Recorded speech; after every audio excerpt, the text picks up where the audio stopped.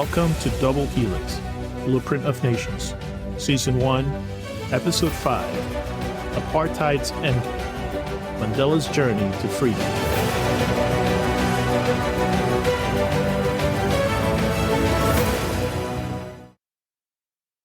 We, the people of South Africa, declare for all our country and the world to know that South Africa belongs to all who live in it, black and white, and that no government can justly claim authority unless it is based on the will of the people.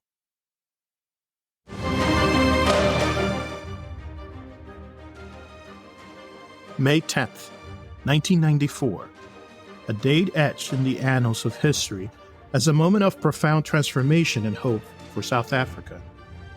High above the sprawling skyline of Pretoria, the jets of the South African Air Force streak across the heavens, a majestic salute to the dawn of a new era.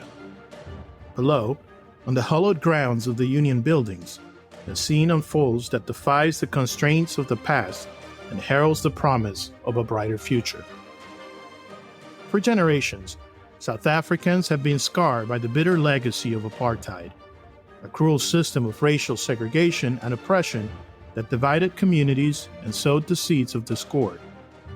Yet, on this momentous day, the impossible becomes reality as Nelson Mandela, the embodiment of resilience and reconciliation, assumes the mantle of leadership as the nation's first black president.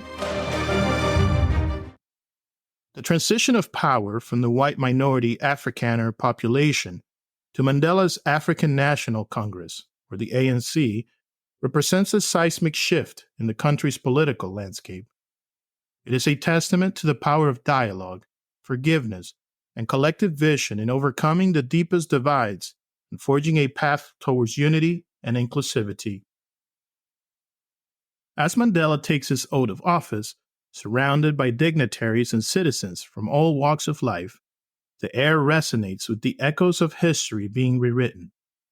His ascension to the presidency symbolizes the triumph of justice over oppression, of hope over despair, and of unity over division. In the months and years that follow, Mandela's presidency becomes a beacon of hope for a nation striving to heal its wounds and chart a course towards reconciliation and prosperity. His leadership inspires a spirit of national unity and collective purpose, laying the foundation for a democratic and multiracial South Africa built on principles of equality, justice, and human dignity. As the jets streak across the azure sky, their thunderous roar reverberates across the landscape, a poignant reminder of the resilience and resolve of a nation reborn. On this historic day, South Africa stands on the threshold of a new dawn, guided by the vision and leadership of Nelson Mandela, a towering figure whose legacy will endure for generations to come.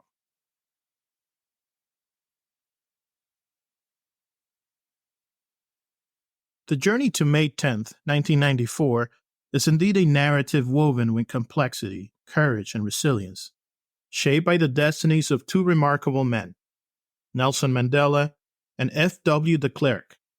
At the heart of the narrative lies the struggle for justice, equality, and the dismantling of apartheid's suffocating grip on the South African soul. Apartheid is a term synonymous with segregation and oppression, and it casts a long shadow over the history of South Africa, leaving scars that continue to shape the nation's identity. The word itself is rooted in Afrikaans. It speaks volumes about the divisive and discriminatory policies that defined an era of profound injustice.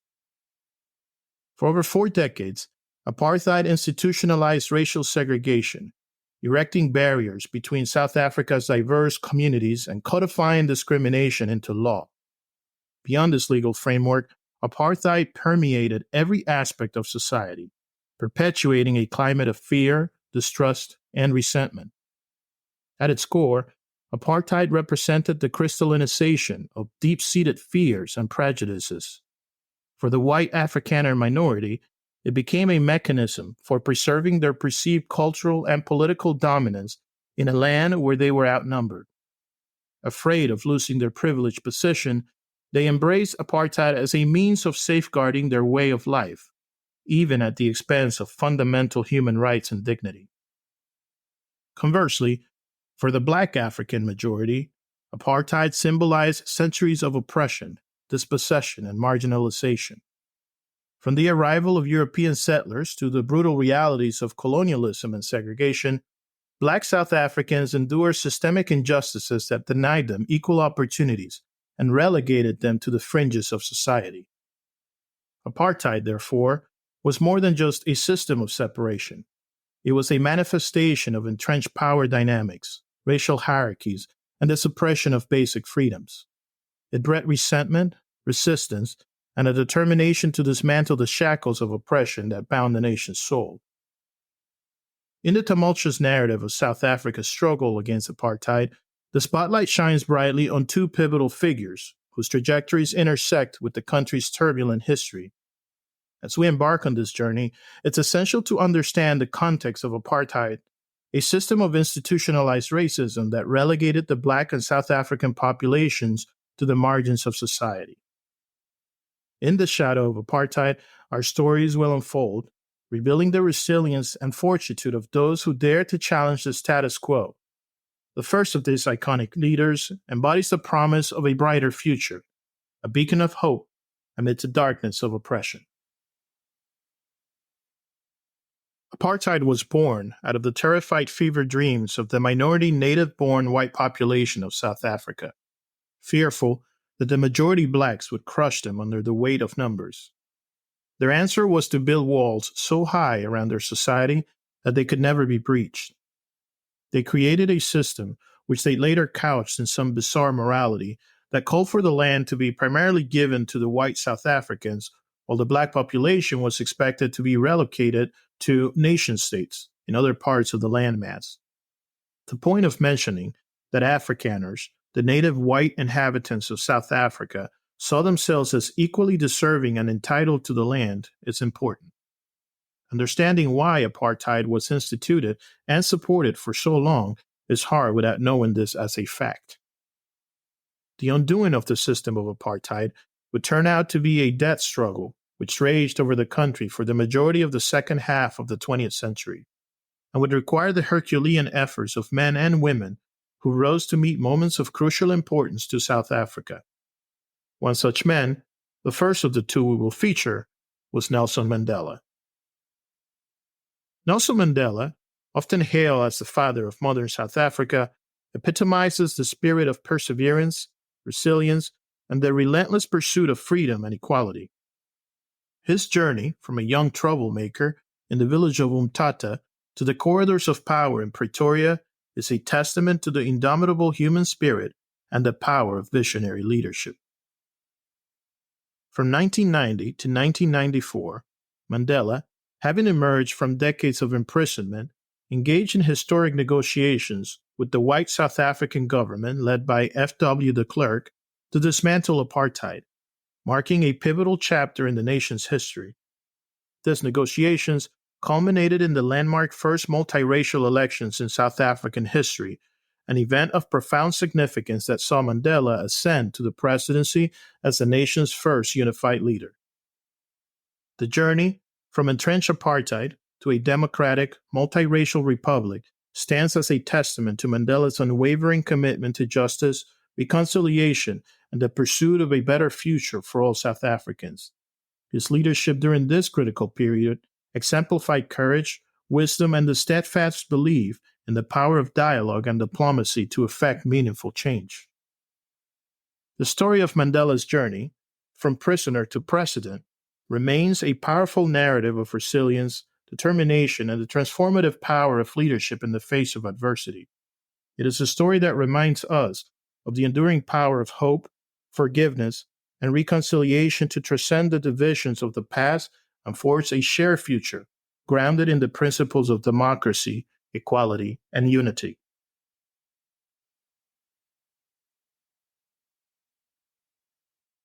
Nelson Mandela's story commences in July 1918 in the village of Umtata, situated within what was then known as the Cape Colony, now part of South Africa.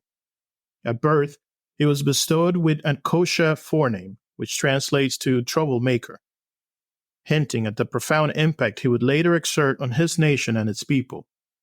Subsequently, Mandela became known by his clan name, Madiba, a term of respect and endearment in Kosha culture. Born into a lineage of minor South African tribal nobility, Mandela was immersed in a milieu characterized by principles of honor, integrity, and resistance to injustice. He inherited his father's spirit of rebellion against oppression, coupled with a steadfast commitment to fairness and justice. At the tender age of 7, Mandela's educational journey commenced as he was enrolled in a Methodist school. It was here that his teacher bestowed upon him the English name Nelson, a symbol of colonial influence and the beginning of his navigation between African traditions and Western traditions. Nelson Mandela's formative years were deeply influenced by his upbringing within the court of local nobility. Regular church attendance during his early youth also fostered a lasting relationship with Christianity, shaping his moral and ethical outlook in life. In these early years, Mandela viewed European colonizers through a lens of benevolence, perceiving their presence as a source of empowerment and education for the African people. However, Mandela's perspectives evolved over time, reflecting a deeper understanding of the complexities of European intervention in Africa. As he matured, Mandela began to recognize the multifaceted impact of colonization, acknowledging not only the educational and infrastructural advancements, but also the socioeconomic and moral implications of colonial rule. This nuanced perspective prompted Mandela to reassess the dynamics of power and privilege inherent in colonial relationships, challenging prevailing narratives of European benevolence. Mandela's evolving worldview underscores his capacity for critical reflection and intellectual growth, demonstrating a willingness to confront uncomfortable truths and interrogate dominant narratives of history. His journey from admiration to critical scrutiny of colonial legacies reflects a broader quest for justice and equality, shaping his role as a transformative leader in the struggle against apartheid and his enduring commitment to the principles of dignity and liberation for all South Africans. In 1939, Nelson Mandela enrolled in the University of Fort Hare, where he pursued a Bachelor's of Arts degree. Immersed in the academic environment, Mandela's interests expanded to encompass politics, governance, and the law, deepening his understanding of African culture and societal issues. Despite his burgeoning awareness of political activism, Mandela initially resisted affiliation with organizations like the African National Congress, which advocated for South African independence from British colonial rule. During World War II, Mandela found himself aligned with the British war effort against the Axis powers, reflecting his pragmatic approach to global conflicts. However, his commitment to challenging societal norms and advocating for change led him to leave university before completing his studies, driven by a sense of urgency to confront the injustices entrenched in the South African way of life. In 1941, faced with the prospect of an arranged marriage, Mandela sought refuge in Johannesburg, where he secured employment at a law firm associated with the ANC and the local Communist Party. Engaging with the multiracial audiences at Communist Party meetings, Mandela was struck by the diversity of voices united in their quest for social justice. This experience underscored the imperative of fostering a multiracial framework within South Africa, challenging the racial divisions perpetuated by apartheid. Although initially drawn to the ideals of communism, Mandela eventually distanced himself from the movement, citing conflicts with his Christian beliefs and a nuanced understanding of South Africa's struggle. Rather than viewing the struggle through the lens of class warfare, Mandela recognized the complex dynamics of racial inequality and oppression that define South African society. In 1943, shortly after the passing of his paternal figure, a tribal noble who had been a guiding influence throughout his youth, a pivotal moment confronted young Nelson Mandela. With a profound choice, Mandela stood at a crossroads between two divergent paths. Like all of our previous characters, it was time for young Nelson Mandela to decide. One path, beckoned him towards a life of relative obscurity, assuming the role of privy councillor within the Tamba royal family. This trajectory offered familiarity and stability within the confines of tradition and lineage. The other path, however, offered a more uncertain and transformative destiny. Mandela recognized the stirring call of political activism that began to manifest in Johannesburg, pulsating with a myriad of ideas and possibilities. Despite the absence of a defining epiphany, Mandela found himself irresistibly drawn towards this path of engagement and change. He articulated later that it was not a conscious decision, but rather a deep-seated conviction that propelled him forward, and he could not do otherwise. In 1943, Nelson Mandela commenced his studies at the University of Witwatersrand, with aspirations to become a lawyer. As the only black student, Mandela found himself at the forefront of South Africa's racial divide, confronting ongoing discrimination and racism firsthand. This experience immersed him in the harsh realities of apartheid and fueled his resolve to challenge the status quo. During his time at the university, Mandela's views on overcoming the perils facing his native land became increasingly radicalized.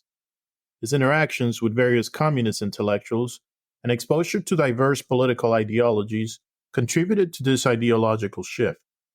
The pervasive injustices and inequalities of apartheid South Africa compelled Mandela to seek solutions that went beyond the conventional boundaries of reform. Amidst this transformative period, Mandela made a pivotal decision to join the African National Congress in 1943.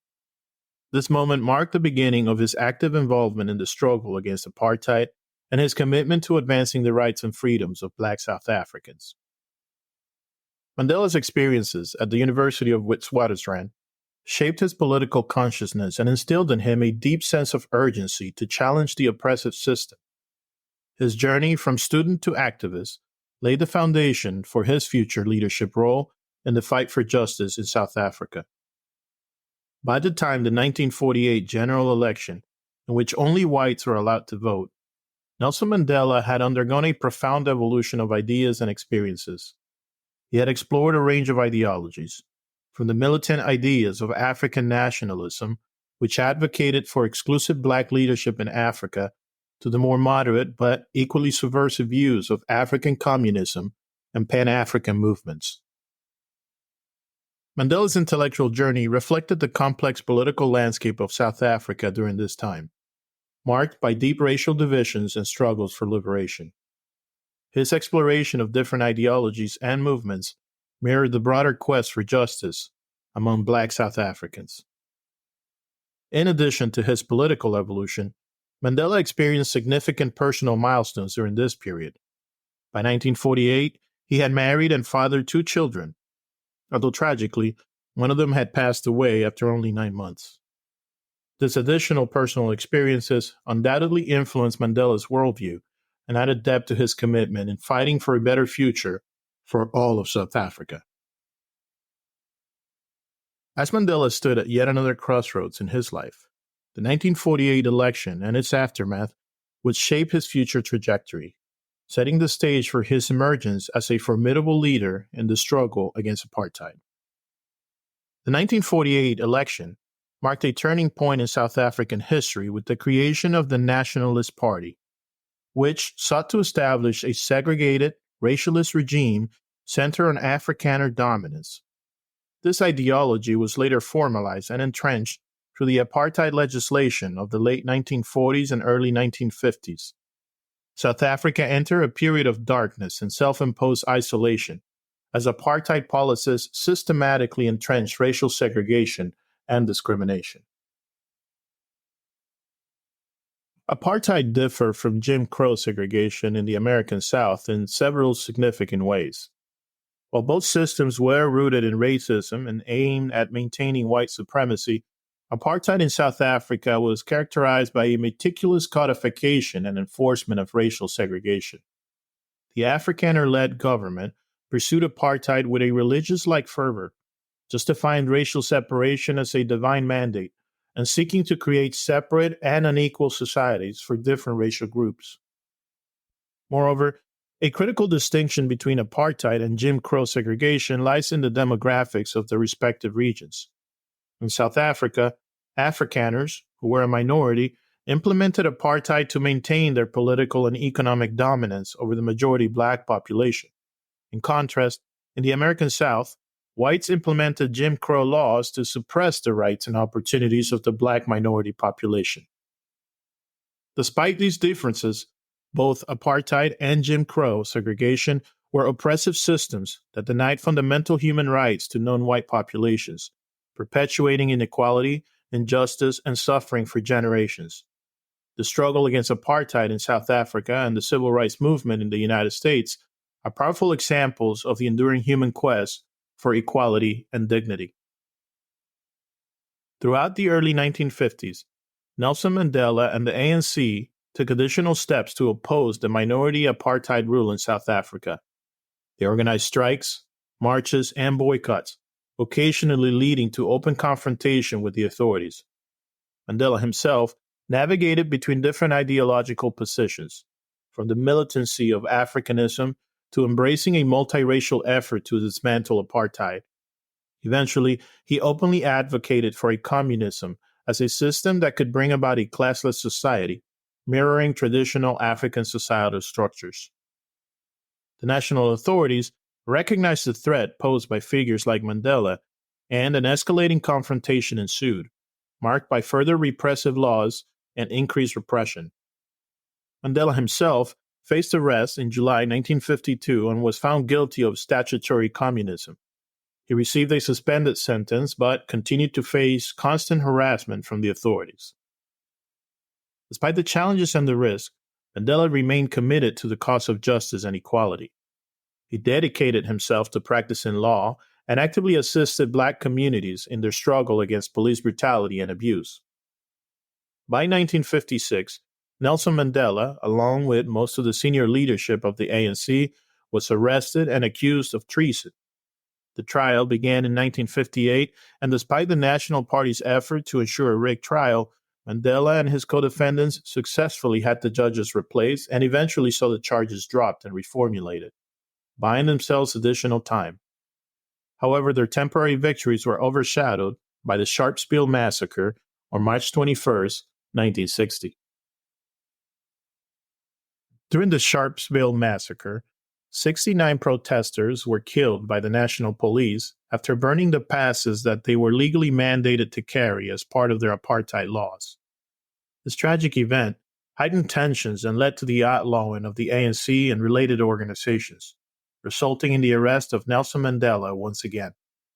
Despite Mandela's persistent organizing efforts and his obstinate resistance against the oppressive national government, he was finally found not guilty of the original charge of treason 6 years after the trial had begun.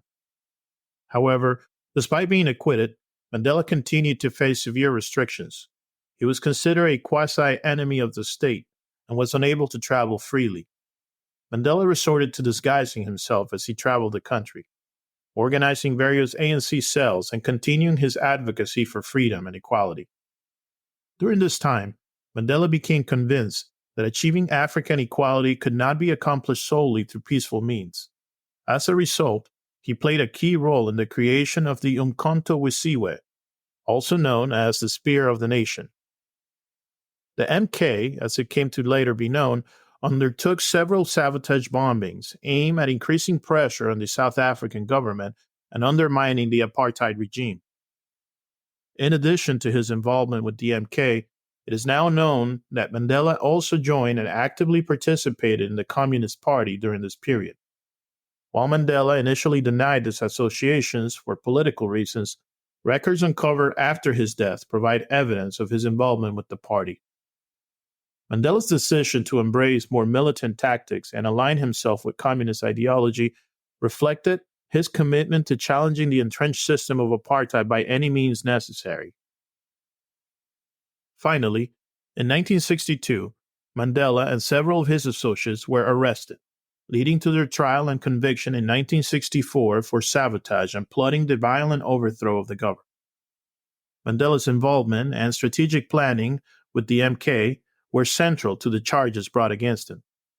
As punishment, Mandela was sentenced to life in prison, and Robben Island, a desolate rocky outcrop just off the coast of Cape Town, South Africa, became his ultimate home for the next 18 years. It was within the confines of Robben Island where the fiery passions of youth gradually gave way to reason and reflection. Isolated from the outside world, Mandela and his fellow prisoners endure harsh conditions and relentless oppression. Yet, amidst the adversity, Mandela's resolve remained unbroken. Robben Island became a crucible transformation, where Mandela's inner strength and resilience were forged through the fires of adversity. During his incarceration, Mandela's steadfast commitment to justice and equality never wavered.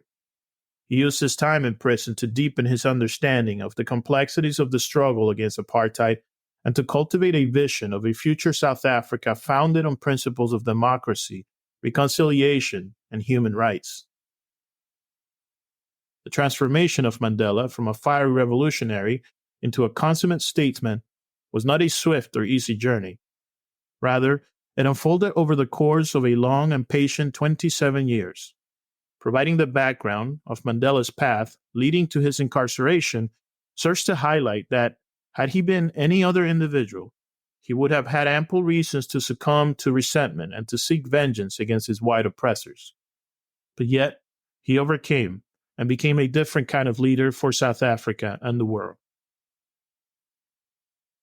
Instead of succumbing to bitterness and anger, Mandela used his time in captivity to cultivate a sense of clarity and purpose.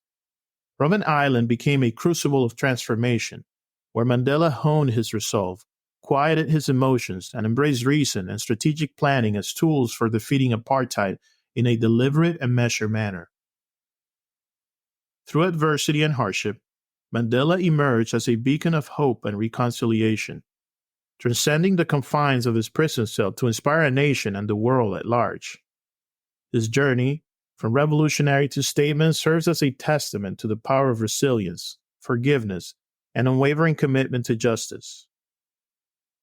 Later, Mandela would reflect on Robben Island, often dubbed South Africa's Alcatraz, with a sense of fondness, recognizing that his lessons profoundly influenced the trajectory of the struggle and paved the way for peaceful scenes of May 1994. Among those who emerged as the new leaders of a reformed South Africa, Robben Island came to be known as Robben University for its transformative power in imparting wisdom to its inmates. In their attempt to break the spirit of the anti-apartheid movement, the Afrikaner rulers inadvertently created a new crucible of ideas and moderation within the confines of Robben Island. Instead of extinguishing the flame of resistance, they inadvertently fueled it, fostering a fertile ground for intellectual exchange and reflection. Despite the efforts to suppress dissent, the indomitable spirit of those incarcerated on the island prevailed, laying the foundation for a new era of democracy and reconciliation in South Africa. During his time on the island, Mandela endured a harsh condition. He lived in an 8x7 damp cell with only a straw mat on the floor as his bed. His days were filled with grueling labor, wielding a pickaxe to break rocks into gravel, all while enduring physical and verbal abuse from his captors. To describe his imprisonment as anything less than crushing would be an understatement. And yet, amidst this adversity, Mandela displayed remarkable resilience and determination. He dedicated himself to understanding the ways of his oppressors. Mandela became immersed in Afrikaans, the native language of the Afrikaner population, and mastered it.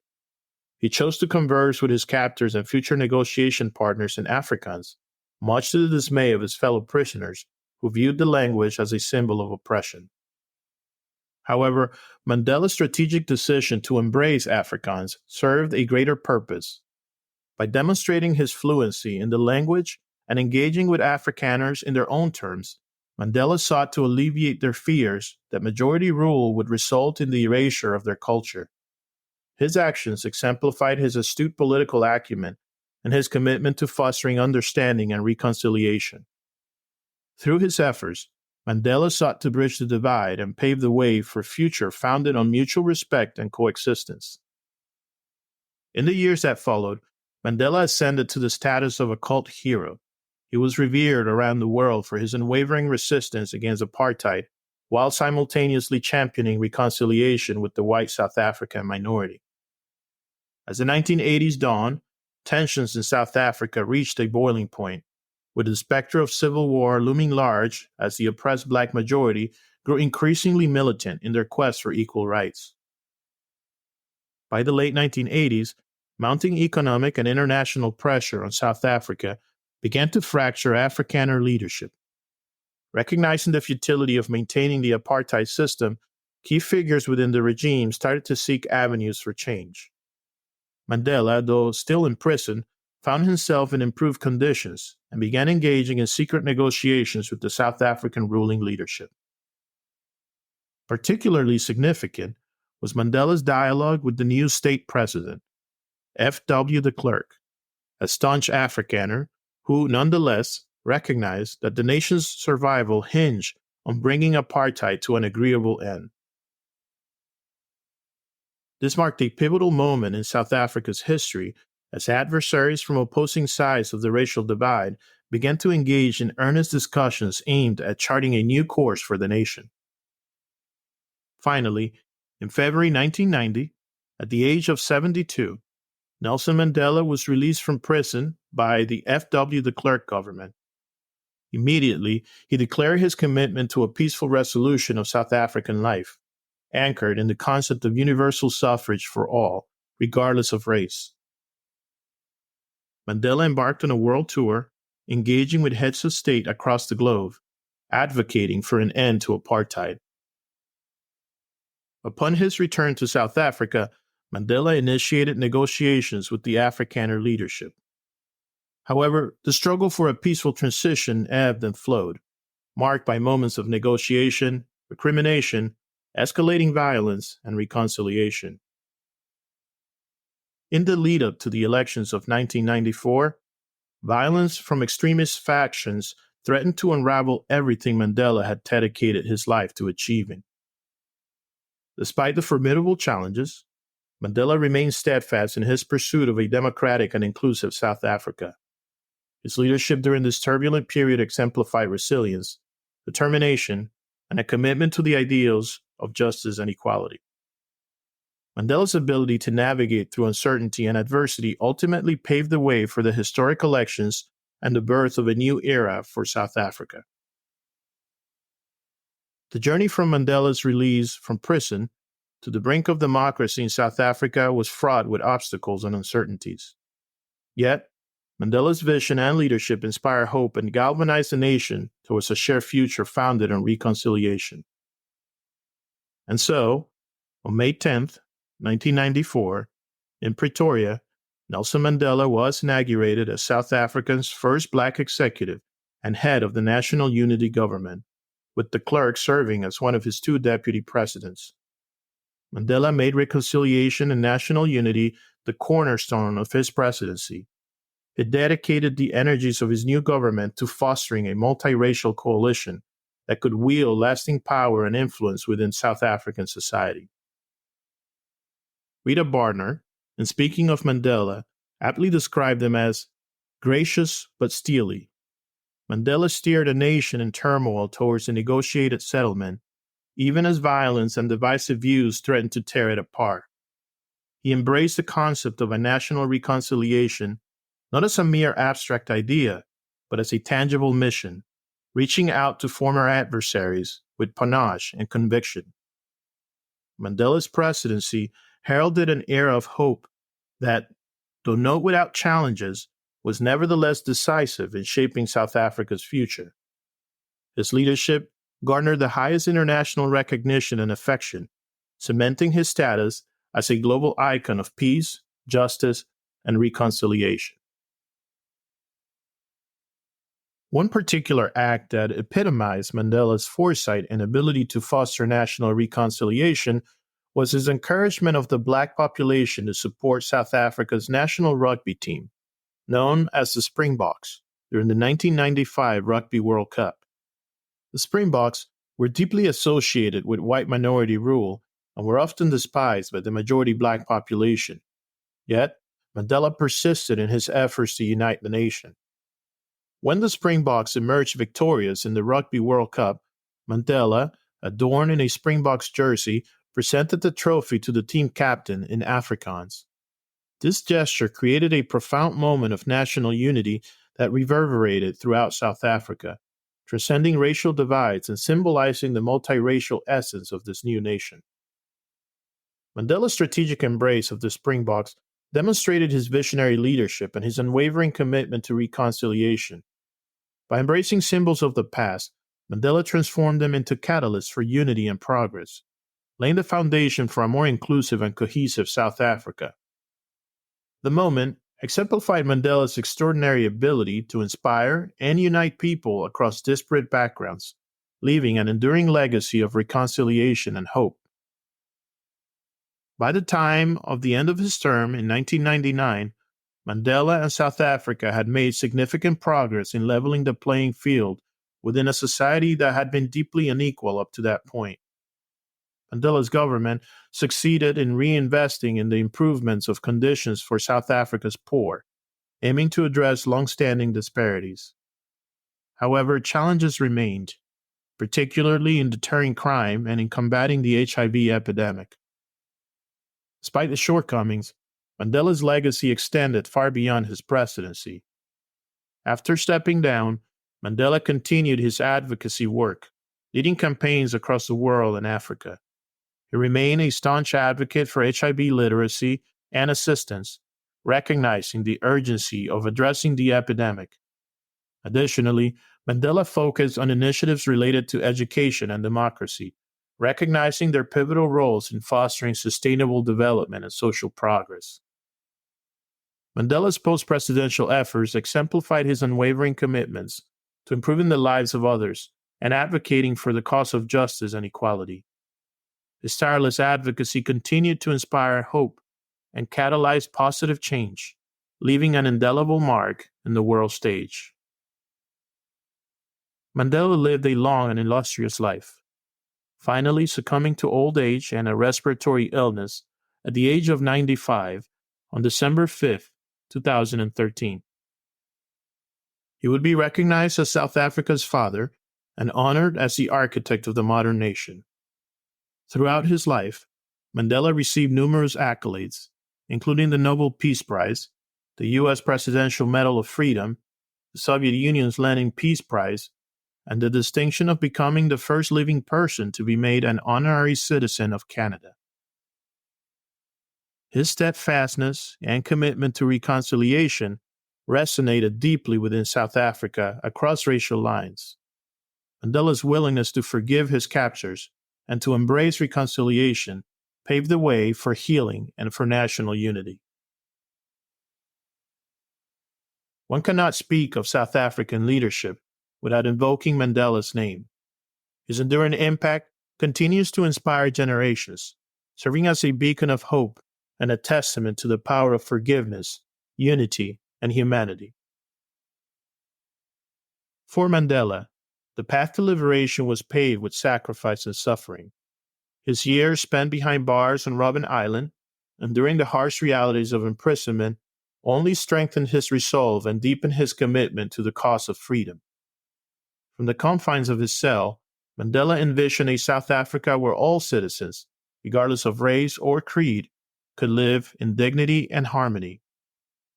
Perseverance and resilience in the face of adversity served as a beacon of hope for millions of South Africans, inspiring them to believe in the possibility of a future where racial division could be overcome through peaceful means.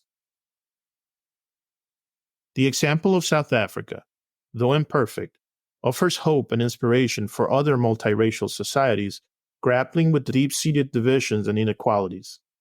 It demonstrates that with courage, compassion, and a willingness to engage in constructive dialogue, even the most entrenched conflicts can be resolved without resorting to violence. Mandela's legacy serves as a powerful reminder of the transformative potential of leadership grounded in principles of justice, equality, and human dignity. As South Africa continues its journey towards a more inclusive and equitable society, Mandela's vision of a united nation remains a guiding force.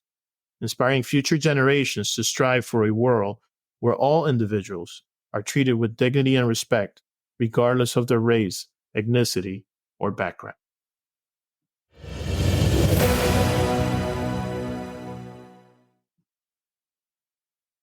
Next time, we will delve further into our journey through South Africa and explore the leadership legacies that shaped its history. We will uncover the other side of the coin, so to speak, by delving into the story of F.W. de Klerk, the prodigal son of the Afrikaners, who played a pivotal role in enabling the full breadth of Mandela's story to unfold, ultimately providing the death stroke to apartheid. Thank you for tuning in to Double Helix. If you're enjoying our podcast, please consider following us wherever you listen and sharing with others, so they too can engage in this profound exploration of history and the world. Reach out to us on social media at History Helix on both Twitter and Instagram. And don't forget to check out our Instagram page for companion images and additional content. Keep exploring and stay curious. We'll see you next time.